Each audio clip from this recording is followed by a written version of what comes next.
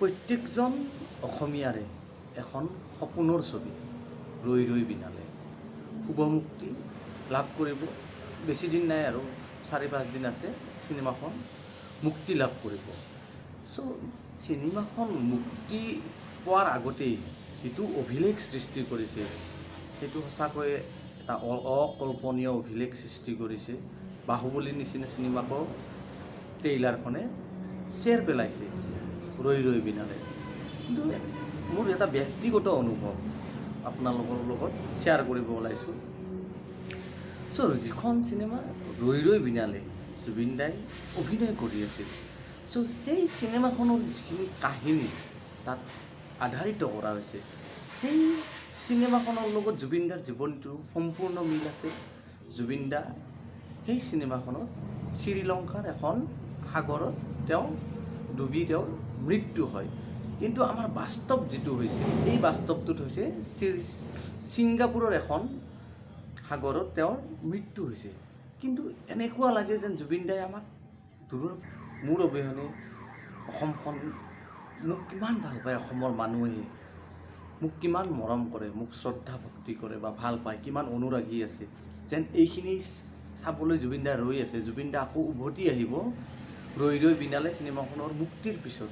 এনেকুৱা লাগি আছে যেন বৰ্তমান ময়ো এজন তাৰমানে ৰৈ ৰৈ বিনালে চিনেমাখনৰ যেন ময়ো এজন তাৰমানে সদস্য।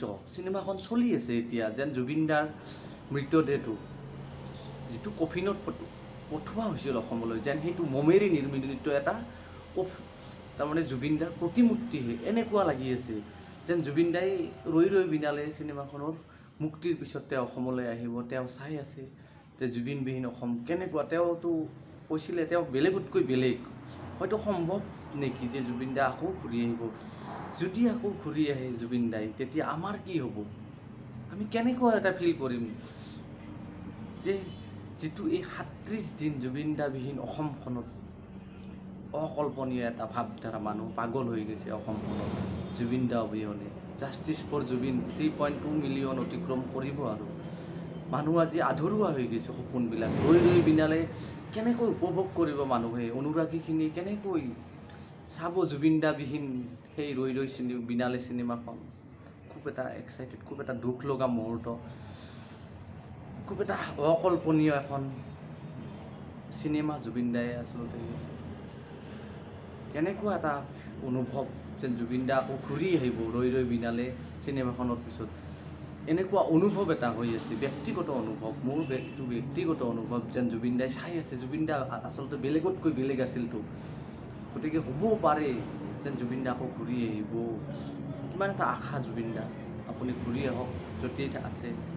যেন প্ৰত্যেকজন অসমীয়াই যেন হতভম্ব হ'ব আপুনি ঘূৰি অহাৰ নিচিনা। আপোনাক তাৰমানে আলফুলে আপোনাক যত্ন কৰি, গোটেই অসমীয়াই আমি আলফুলে যত্ন কৰি ৰাখিম যেন জীৱনত।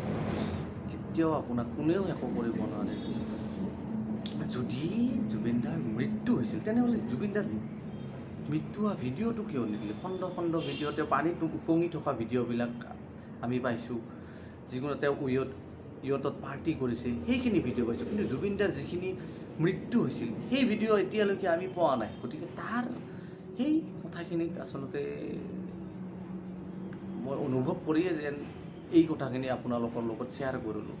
যেন জুবিন দাই তাৰমানে আমাক তাৰমানে চাইছে যেন অসমীয়া মানুহখিনিয়ে জুবিন দাক কিমান ভাল পায়। জুবিন দাই তেনেহ'লে জুবিন দাৰ মৃত্যুৰ সেই ভিডিঅ'টো কিয় আজিলৈকে আমি নাপালোঁ তেতিয়াহ'লে? গতিকে এতিয়াও অবিশ্বাস কৰি আছোঁ, অবিশ্বাস জীৱনটোত অবিশ্বাসে হৈ থাকোঁ। জুবিন দা আপুনি ঘূৰি আহক, আমি ৰৈ আছোঁ ৰৈ ৰৈ বিনালে চাবলৈ, আৰু পিছদিনাই আপুনি আহি উপস্থিত হ'ব বুলি আশা। জয় জুবিন দা, জয় আই অসম।